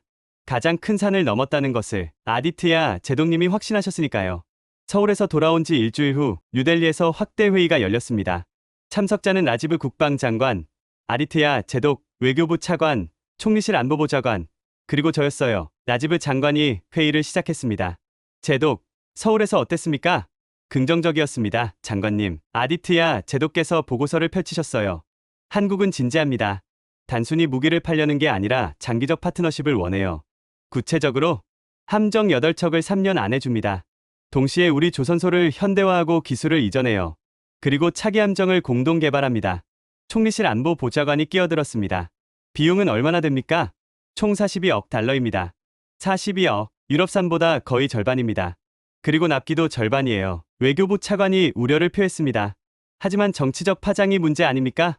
러시아가 어떻게 반응할지 제가 모스크바와 사전 조율했습니다. 외교부 차관이 서류를 꺼냈어요. 러시아 외교부에 비공식적으로 통보했습니다. 우리가 한국과 해군 협력을 검토 중이라고요. 반응은 예상보다 좋았습니다. 러시아도 우리한테 함정을 팔 여력이 없다는 걸 알거든요. 오히려 이해한다고 했습니다. 라지브 장관이 놀라워했어요. 정말입니까? 단 한 가지 조건을 달았습니다. 핵 잠수함과 미사일 기술은 계속 러시아와 협력하라고요. 그건 당연하죠. 한국이 핵 기술을 줄 수도 없고. 그래서 러시아는 큰 반대를 안 합니다. 재래식 함정은 한국, 핵 관련은 러시아, 역할 분담이죠. 총리실 안보보좌관이 다른 각도로 접근했습니다. 미국 반응은 어떻습니까? 환영합니다. 저는 준비한 자료를 꺼냈어요. 미국 국방부가 비공식 채널로 지지 의사를 밝혔습니다. 인도와 한국이 협력하면 인도 태평양 전략이 강화된다고요. 미국이 밀어주는 건가요? 적극적으로요. 인도가 강해지면 중국을 견제할 수 있으니까요. 미국은 별다른 노력 없이 전략적 이익을 얻습니다. 라지브 장관이 고개를 끄덕였어요. 러시아도 괜찮고 미국도 좋아하고 외교적으론 문제없군. 하지만 국내 여론이 문제입니다. 총리실 안보보좌관이 우려를 표했어요. 야당이 공격할 겁니다. 인도가 한국 손을 빌린다고, 자주국방을 포기했다고 어떻게 대응하시겠습니까? 초기엔 극비로 진행합니다. 계약까지 언론에 안 세게 해요. 계약 후에는 그때는 결과로 보여줍니다. 실제 함정이 도착하고 성능을 입증하면 여론이 바뀔 겁니다. 라지브 장관이 결단을 내리려는 표정이었어요. 제독, 군사적으로 이 협력이 필수입니까? 예, 장관님. 아디트야 제독께서 단호하게 대답하셨어요. 중국은 18개월 후 인도양에 진출합니다. 우리 힘만으로는 막을 수 없어요. 한국과 협력하지 않으면 인도양을 잃습니다. 인도양을 잃으면 우리 무역로가 끊깁니다. 석유 수입이 막히고 수출이 중단돼요. 경제가 마비됩니다. 라지브 장관이 심각한 표정으로 고개를 끄덕였어요. 알겠습니다. 총리님께 보고하겠습니다. 장관님, 제독, 이건 내가 결정할 수 있는 범위를 넘어섭니다. 42억 달러 계약이고 국가 전략이 걸린 문제예요. 총리님 제가가 필요합니다. 언제쯤 결정이 나올까요? 이 주일 안에 답을 드리겠습니다. 회의가 끝났습니다. 저희는 회의실을 나왔어요. 복도에서 아디트야 제독께서 말씀하셨습니다. 비크람, 이제 우리가 할 수 있는 건 다 했네. 예, 제독님, 이제는 정치인들 손에 달렸어. 그들이 결단을 내려줘야 해. 내려주실 겁니다. 어떻게 그렇게 확신하나? 다른 선택지가 없으니까요. 제독님이 쓸쓸하게 웃으셨어요. 그래, 자네 말이 맞아. 우린 이미 벼랑 끝에 서 있네. 이 주일이 지났습니다. 초조한 기다림이었어요. 그리고 드디어 연락이 왔습니다. 라지브 장관의 전화였어요. 제독, 총리님께서 승인하셨습니다. 정말입니까? 한국과 협상을 진행하십시오. 극비리에 감사합니다. 장관님, 제독, 이제부터가 진짜입니다. 실패하면 우리 모두 끝이에요. 성공하겠습니다. 전화를 끊고 아디트야, 제독께서 저를 보셨어요. 비크람, 들었나? 예, 제독님, 드디어 시작이네. 제독님의 눈에 눈물이 맺혔어요. 인도 해군이 새로운 시대로 가는구만. 저도 가슴이 벅찼습니다. 그날 새벽, 혼자 시뮬레이션을 돌리던 순간부터 여기까지. 긴 여정이었어요. 하지만 이제 진짜 시작이었습니다. 3주 후, 한국 대표단이 뉴델리에 도착했습니다. 극비 협상이었어요. 장소는 국방부 청사 지하 회의실이었습니다. 한국 국방부 차관과 방위사업청장, 현대중공업 대표가 왔어요. 우리 측은 아디트야, 제독, 국방구매국장, 그리고 저였습니다. 한국 차관이 최종 제안서를 펼쳤어요. 제독님, 인도 해군을 위한 맞춤형 패키지를 준비했습니다. 들어보죠. 1단계, 긴급 전력입니다. 한국 차관이 함정 목록을 보여줬어요. 광개토대왕급 개량형 구축함 2척, 18개월 안에 인도합니다. 배수량 7,600톤, 최신 방공 시스템 탑재. 18개월이면 중국보다 빠르군요. 정확합니다. 그리고 장보고 사명 잠수함 2척, 24개월 안에 드립니다. 국방구매국장이 질문했습니다. 잠수함 성능은 어떻습니까? 배수량 3,000톤급, 연료전지 추진입니다. 수중에서 2주일 동안 떠오르지 않고 작전할 수 있어요. 2주일이요? 예, 인도양 장기 작전에 최적입니다. 한국 차관이 계속 설명했어요. 추가로 천왕봉급 보급한 4척을 같은 기간에 드립니다. 이 배들은 인도양 전역을 커버할 수 있어요. 아디트야, 제독께서 계산하셨어요. 총 8척이군요. 예, 3년 이내에 전부 인도됩니다. 저는 질문했습니다. 비용은 어떻게 됩니까? 함정 구매비 30억 달러입니다. 그리고 기술 이전은 2단계에 포함됩니다. 한국 차관이 다음 페이지를 넘겼어요. 2단계 기술 협력. 한국 기술진 200명을 3년간 인도에 파견합니다. 마자곤독, 고아, 콜라 조선소를 현대화해요. 무료입니까? 함정 가격에 포함입니다. 추가 비용 없어요. 왜 그렇게까지? 제독님, 장기적 투자입니다. 인도 조선소가 발전해야 우리도 계속 협력할 수 있으니까요. 방위사업청장이 추가 설명을 했습니다. 그리고 인도 엔지니어 500명을 한국으로 초청합니다. 2년간 울산과 거제 조선소에서 연수받습니다. 숙식은 전부 우리가 부담합니다. 인도 측은 항공료만 내시면 돼요. 국방구매국장이 감탄했습니다. 이건 거의 원조 수준인데요. 원조가 아니라 투자입니다. 인도 기술자들이 배워서 돌아가면 우리 시스템으로 함정을 만들잖아요. 그럼 우리 부품을 계속 사게 됩니다. 아, 그런 구조군요. 한국 차관이 3단계를 설명했어요. 3단계, 공동개발, 인도양 특화 차기 구축함을 같이 설계합니다. 인도양 특화요? 예, 고온 고습 환경에 최적화된 냉각 시스템, 장거리 항해를 위한 연료 탱크, 인도 해군이 원하는 무기 체계. 아디트야, 제독께서 관심을 보이셨어요. 우리 요구사항을 반영한다는 건가요? 처음부터 끝까지요. 설계 회의에 인도 해군 장교들이 참여합니다. 원하는 대로 만드는 겁니다. 그럼 사실상 인도 함정이네요. 맞습니다. 한국 기술로 만든 인도 함정이죠. 저는 질문했습니다. 개발 기간은 4년입니다. 4년 후에 설계 완료. 6년 후에 첫 함정 진수. 생산은 어디서 합니까? 4단계입니다. 한국 차관이 마지막 부분을 펼쳤어요. 생산을 나눕니다. 한국 40%, 인도 60%. 왜 우리가 더 많이 만듭니까? 인도 조선소를 살리기 위해서죠. 일자리도 만들고 기술도 쌓고. 현대중공업 사장이 덧붙였습니다. 그리고 제독님, 중요한 게 하나 더 있습니다. 뭡니까? 이 함정을 제3국에 수출할 때 수익을 나눕니다. 수출이요? 예, 인도가 쓰는 함정이면 동남아 국가들이 관심을 가질 겁니다. 방글라데시, 스리랑카, 오만 같은 나라들이요. 그 시장을 같이 공략한다? 정확합니다. 한국이 기술을 대고 인도가 신뢰를 주고 같이 팔아서 이익을 나누는 거죠. 아디트야, 제독께서 감탄하셨어요. 이건 완전한 파트너십이군요. 그게 우리가 원하는 겁니다. 한국 차관이 진지하게 말했습니다. 제독님, 한국은 인도를 고객이 아니라 동맹으로 봅니다. 같이 성장하고 같이 수익을 내는 관계요. 특별 조건도 있습니까? 있습니다. 한국 차관이 미소를 지었어요.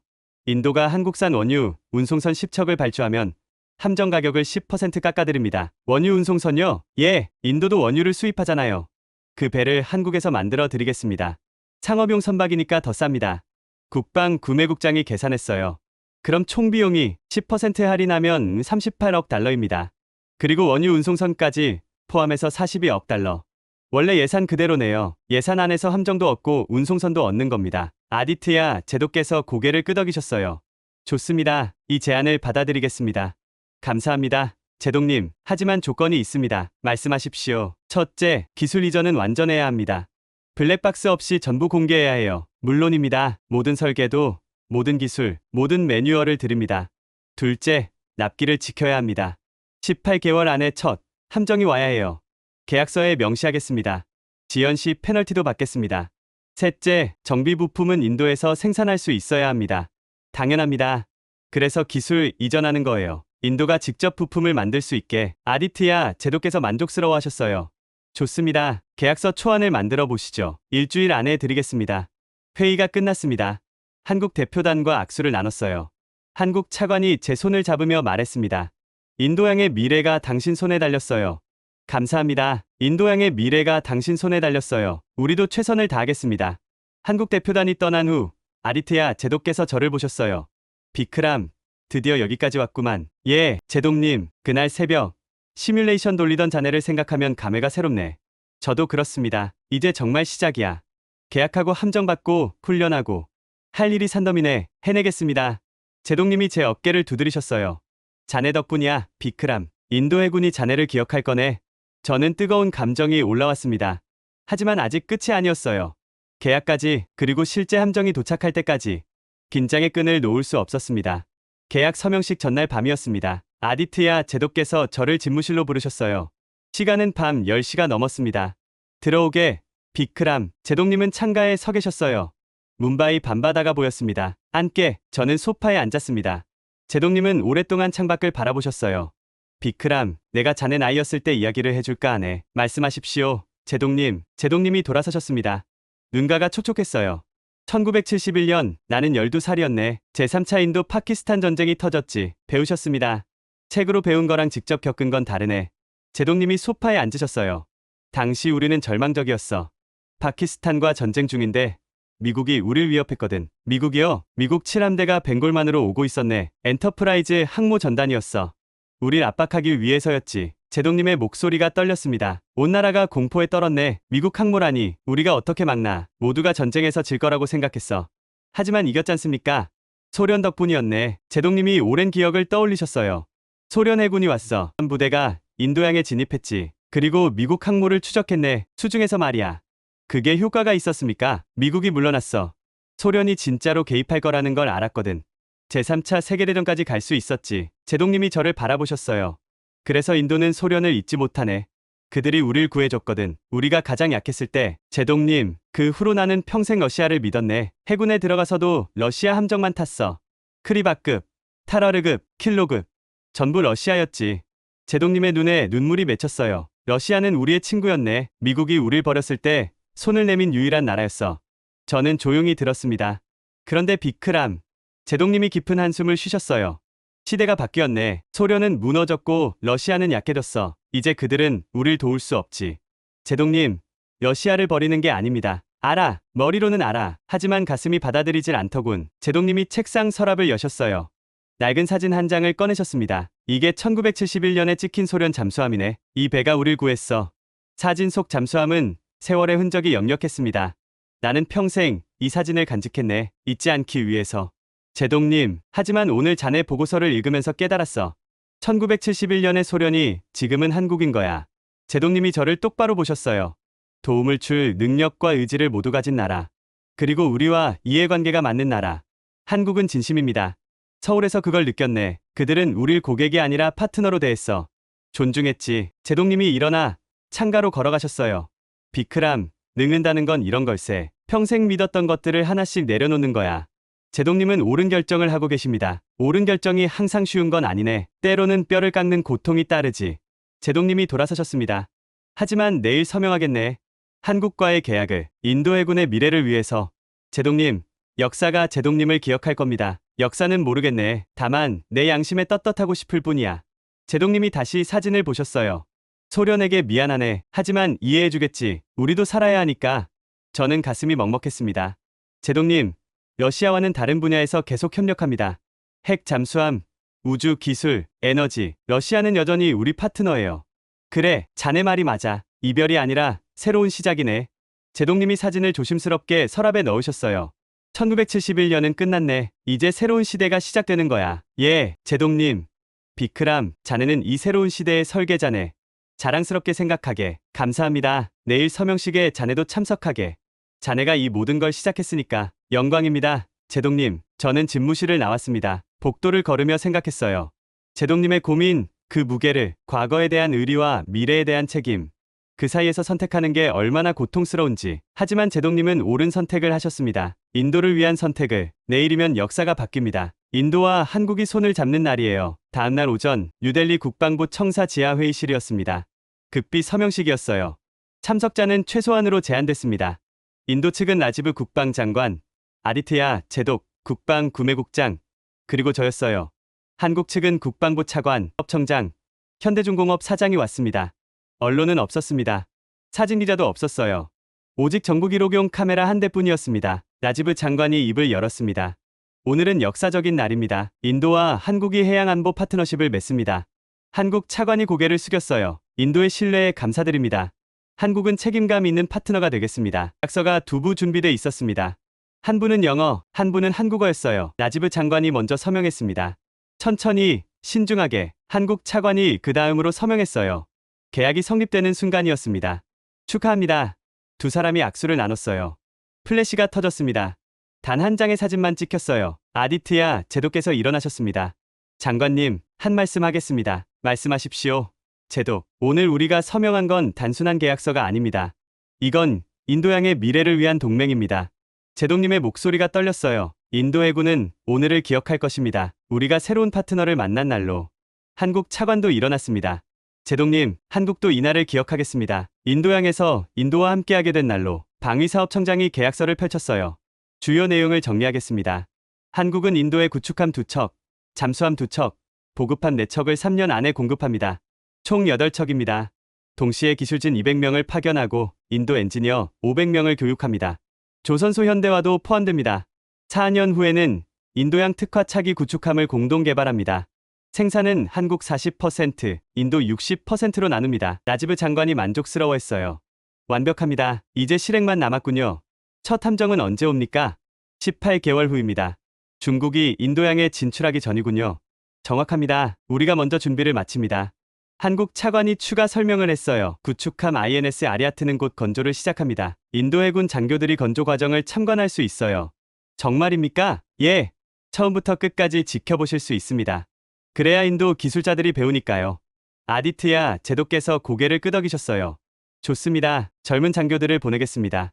환영합니다. 현대중공업 사장이 모형을 꺼냈어요. 구축함 모형이었습니다. 이게 INS 아리아트의 모형입니다. 모두가 모형을 들여다봤어요. 날렵하고 강력해 보였습니다. 배수량 7,600톤, 길이 150m, 최고 속력 30노트입니다. 무장은 함대공, 미사일 32발, 대한미사일 16발, 어뢰 발사관 6문, 그리고 헬기 한 대를 탑재할 수 있습니다. 이트야 제독께서 감탄하셨어요. 인도양을 지키기에 충분하군요. 예, 제독님, 이 배가 4척만 있어도 인도양 서부를 완전히 커버할 수 있습니다. 4척이요? 구축함 2척, 잠수함 2척이면 중국의 초기 진출을 막을 수 있어요. 그리고 계속 추가하시면 됩니다. 라지브 장관이 시계를 봤어요. 시간이 됐습니다. 이제 축배를 들까요? 샴페인이 준비돼 있었습니다. 모두가 잔을 들었어요. 인도와 한국의 파트너십을 위하여, 인도양의 평화를 위하여. 잔이 부딪혔습니다. 저는 그 순간을 또렷이 기억했어요. 그날 새벽, 시뮬레이션을 돌리던 순간부터 여기까지 길고 험한 여정이었습니다. 하지만 해냈어요. 서명식이 끝나고 한국 대표단이 떠났습니다. 라지브 장관이 저희를 불렀어요. 제독, 중령, 잘했습니다. 감사합니다. 장관님, 이제 언론 관리가 중요합니다. 함정이 도착할 때까지 급비를 유지해야 해요. 알겠습니다. 그리고 제독, 예, 장관님, 18개월 후 첫 함정이 뭄바이에 입항하는 날, 그날 성대한 환영식을 열겠습니다. 국민들에게 공개하시겠다는 말씀입니까? 그렇습니다. 그때까지는 비밀이지만 함정이 오면 자랑스럽게 보여줄 겁니다. 라지브 장관이 저를 보셨어요.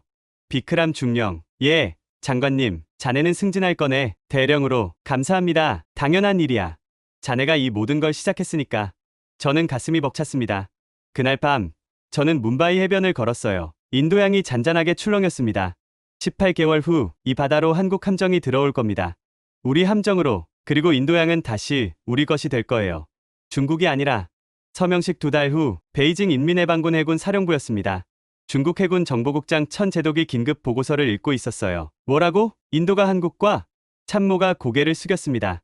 예, 제독님, 확실합니다. 인도가 한국산 군함 8척을 도입하기로 계약했습니다. 언제? 2달 전입니다. 급비로 진행됐어요. 천 제독이 책상을 쳤습니다. 이 정보를 왜 이제야 보고하나? 죄송합니다. 너무 급비였습니다. 서명식도 비공개였고 언론 보도도 없었습니다. 어떻게 알아냈지? 우리 뉴델리 정보원이 국방부 내부자를 통해 입수했습니다. 천 제독이 보고서를 넘겼어요. 구축함 2척, 잠수함 2척, 보급함 4척이라. 예, 18개월 안에 전부 인도됩니다. 18개월? 천 제독의 얼굴이 굳었. 우리 인도양 진출 계획이 18개월 후인데. 맞습니다. 인도가 우리보다 먼저 준비를 마칩니다. 천 제독이 지도를 펼쳤어요. 인도양 지도였습니다. 한반토타, 과다르, 차우퓨, 우리 세 기지에서 동시에 출발하면 인도양을 장악할 수 있다고 했지. 그게 시뮬레이션 결과였습니다. 하지만 그건 인도 해군 현재 전력 기준이었어. 한국산 함정이 추가되면 참모가 새 보고서를 펼쳤습니다. 재계산했습니다. 한국산 구축함과 잠수함이 투입되면 우리 봉쇄 작전이 실패합니다. 얼마나? 인도 봉쇄선이 한 달 이상 유지됩니다. 우리 함대가 연료와 보급 문제로 철수해야 해요. 천 제독이 고개를 저었습니다. 말도 안 돼. 고작 8척으로 문제는 숫자가 아니라 성능입니다. 참모가 상세 데이터를 보여줬어요. 한국산 함정은 가동률이 90% 이상입니다. 정비 시간도 짧고 연료 효율도 높아요. 그게 뭐가 대수냐? 인도양 작전은 장기전입니다.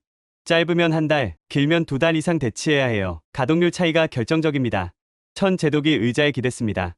그럼 우리 계획이 수정돼야 한다는 건가? 예, 인도양 진출을 보류하거나 아니면 더 많은 함정을 투입해야 합니다. 최소 2배는 2배. 그런 비용이 얼마나 드는데? 상당합니다. 그리고 다른 해역 방어가 약해집니다. 천 제독이 한숨을 쉬었어요. 인도를 과소평가했군. 그리고 한국도 간과했습니다. 참모가 추가 보고를 했습니다. 한국이 단순히 무기를 판 게 아닙니다. 기술 이전도 하고 있어요. 기술 이전? 예, 인도 조선소를 현대화하고 기술자를 교육합니다. 4년 후면 인도가 독자적으로 함정을 건조할 수 있어요. 그럼 인도가 계속 강해진다는 건가? 맞습니다. 그리고 한국과 인도가 차기 함정을 공동 개발합니다. 인도양 특화 설계로요. 천 제독이 고개를 끄덕였습니다. 이건 단순한 무기 거래가 아니네. 전략적 동맹입니다. 한국과 인도가 손잡고 우리를 견제하는 겁니다. 미국은 환영하고 있습니다. 미국 국방부가 비공식적으로 지지 의사를 밝혔어요. 천 제독이 창밖을 바라봤습니다. 우리가 실수했군. 인도를 너무 쉽게 봤어. 그리고 한국도 무시했습니다. 한국이 이렇게 적극적으로 나올 줄은 몰랐네. 참모가 조심스럽게 말했습니다. 제독님, 대안을 모색해야 합니다. 뭐가 있나? 파키스탄 협력을 강화하는 방법이 있습니다. 파키스탄? 예, 파키스탄에 더 많은 함정을 주고 과다르 기지를 확장합니다. 천 제독이 고개를 저었어요. 비용이 너무 많이 들어. 효율도 낮고. 그럼 인도양 진출을 포기하시겠습니까? 포기가 아니라 연기네. 천 제독이 결론을 내렸습니다. 일단 보류하고 상황을 지켜보자. 인도 함정이 실제로 도착하는지, 성능이 어떤지 알겠습니다. 그리고 한국 동향을 면밀히 파악하게. 한국이 또 어디와 손잡을지 모르니까. 참모가 서류를 정리했어요. 천 제독이 중얼거렸습니다. 인도를 너무 쉽게 봤어. 그리고 한국을 간과했지. 이게 우리 실수야. 사무실이 조용해졌습니다. 베이징의 야심찬 인도양 계획이 무산되는 순간이었어요. 인도와 한국의 손잡음은 중국의 계산을 완전히 뒤집어 놨습니다. 18개월이 흘렀습니다. 문바이 항구에 인파가 모였어요. 인도 해군 사상 최대 규모의 환영식이었습니다. 저는 대령으로 진급해 있었어요. 아디트야, 제독님 옆에 섰습니다. 저기 보이는가? 비크람, 제독님이 수평선을 가리키셨어요. 멀리 점 하나가 보였습니다. 점점 커지고 있었어요. 저게 INS 아리아트입니다. 환호성이 터졌습니다. 첫 한국산 구축함이었어요. 함정이 가까워졌습니다. 위험있고 강력해 보였어요. 7,600톤의 거대한 몸체가 햇빛을 받아 빛났습니다. 얼마나 아름다운가. 아디트야, 제독께서 눈물을 훔치셨어요. 함정이 부두에 접안했습니다. 한국 기술자들과 인도 해군 장교들이 갑판에 서 있었어요. 아지브 국방장관이 연설했습니다. 오늘은 역사적인 날입니다. 인도 해군이 새로운 시대로 들어섭니다. 국민들이 박수를 쳤어요. 이 함정은 단순한 군함이 아닙니다. 이것은 인도와 한국의 파트너십이 만든 결실입니다. 함정에서 한국 국기와 인도 국기가 나란히 펄럭였습니다. INS 아리아트는 인도양의 수호자가 될 것입니다. 저는 가슴이 벅찼어요. 그날 새벽, 시뮬레이션을 돌리던 순간이 떠올랐습니다. 환영식이 끝나고 함정 내부를 둘러봤어요. 최첨단 시설이었습니다. 전투정보실에는 최신 레이더와 무기 통제 시스템이 있었어요. 한국 기술자가 설명했습니다. 이 시스템으로 반경 400km를 감시할 수 있습니다. 놀랍군요. 그리고 동시에 12개의 목표를 추적할 수 있어요. 인도 함장이 자랑스러워했습니다. 이 배면 인도양 어디든 갈 수 있습니다. 다음 주에는 잠수함이 도착했어요. 장보고 사명이었습니다. 잠수함은 물속으로 가라앉았다가 2주일 만에 떠올랐습니다. 연료 전지 추진의 위력이었어요. 놀랍습니다. 정말로 2주일 동안 떠오르지 않았어요. 잠수함 함장이 보고했습니다. 이 잠수함이면 중국 해군을 추적할 수 있습니다. 들키지 않고요. 석 달 후 모든 함정이 도착했습니다. 구축함 2척, 잠수함 2척, 보급함 4척.